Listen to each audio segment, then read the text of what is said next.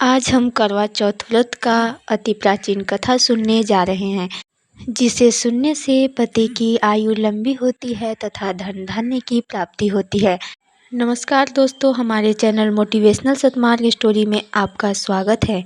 तो चले अब हम कथा शुरू करते हैं। बहुत समय पहले की बात है।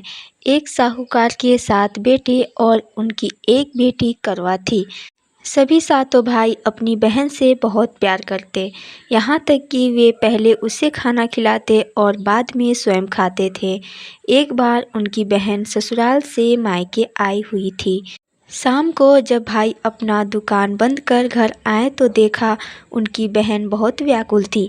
सभी भाई खाना खाने बैठे और अपनी बहन से भी खाने का आग्रह करने लगे, लेकिन बहन ने बताया कि उसका आज करवा चौथ का निर्जल व्रत है और वह खाना सिर्फ चंद्रमा को देखकर उसे अर्घ देकर ही खा सकती है। चूँकि चंद्रमा अभी तक नहीं निकला है, इसलिए वह भूख प्यास से व्याकुल है। सबसे छोटे भाई से अपनी बहन की हालत देखी नहीं गई और वह दूर पीपल के पेड़ पर एक दीपक जलाकर चलने की ओट में रख देता है। दूर से देखने पर वह ऐसा प्रतीत होता है जैसे चतुर्थी का चांद उदित हो रहा है। इसके बाद भाई अपनी बहन को बताता है कि चांद निकल आया है, तुम उसे अर्घ देने के बाद भोजन कर सकती हो। बहन खुशी के मारे सीढ़ियों पर चढ़कर चांद को देखती है, उसे अर्घ देकर खाना खाने बैठ जाती है। वह पहला टुकड़ा मुंह में डालती है तो उसे छींक आ जाती है और दूसरा टुकड़ा डालती है तो उसमें बाल निकल आते हैं, और जैसे ही तीसरा टुकड़ा मुंह में डालने की कोशिश करती है तो उसके पति की मृत्यु की समाचार उसे मिलता है। वो बौखला जाती है। उसकी भाभी उसे सच्चाई से अवगत कराती है कि उसके साथ ऐसा क्यों हुआ।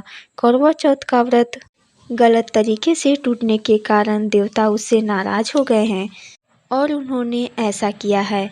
सच्चाई जानने के बाद करवा निश्चय करती है कि वह अपने पति का अंतिम संस्कार नहीं होने देगी और अपने सतीत्व से उन्हें पुनर्जीवन दिलाकर रहेगी। वह पूरे 1 साल तक अपने पति के शव के पास बैठी रहती है, उसकी देखभाल करती है। उसके ऊपर उगने वाले सुईनुमा घास को वह एकत्रित करती जाती है। 1 साल बाद फिर करवा चौथ का दिन आता है। उसकी सभी भाभियाँ करवा चौथ का व्रत रखती है। जब भाभियाँ उससे आशीर्वाद लेने आती है तो वह प्रत्येक भाभी से कहती है, यम सुई ले लो, पिय सुई दे दो, मुझे भी अपनी जैसी सुहागन बना दो, ऐसा आग्रह करती है। लेकिन हर बार भाभी उसे अगली भाभी से आग्रह करने का कहकर चली जाती है। इस प्रकार जब छठे नंबर की भाभी आती है तो करवा उससे भी यही बात दोहराती है। यह भाभी उसे बताती है कि चूँकि सबसे छोटे भाई की वजह से उसका व्रत टूटा था, अतः उसकी पत्नी में ही वह शक्ति है कि वह तुम्हारे पति को दोबारा जीवित कर सकती है। इसलिए जब वह आए तो तुम उसे पकड़ लेना और जब तक वह तुम्हारे पति को जिंदा न कर दे उसे नहीं छोड़ना। ऐसा कहकर वह चली जाती है। सबसे अंत में छोटी भाभी आती है। करवा उनसे भी सुहागिन बनने का आग्रह करती है, लेकिन वह टाल मटोल करने लगती है।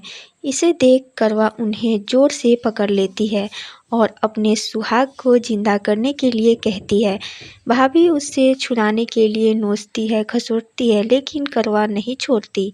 अंत में उसकी तपस्या को देखकर भाभी पसीज जाती है और अपनी छोटी उंगली को चीरकर उसमें से अमृत उसके पति के मुंह में डाल देती है।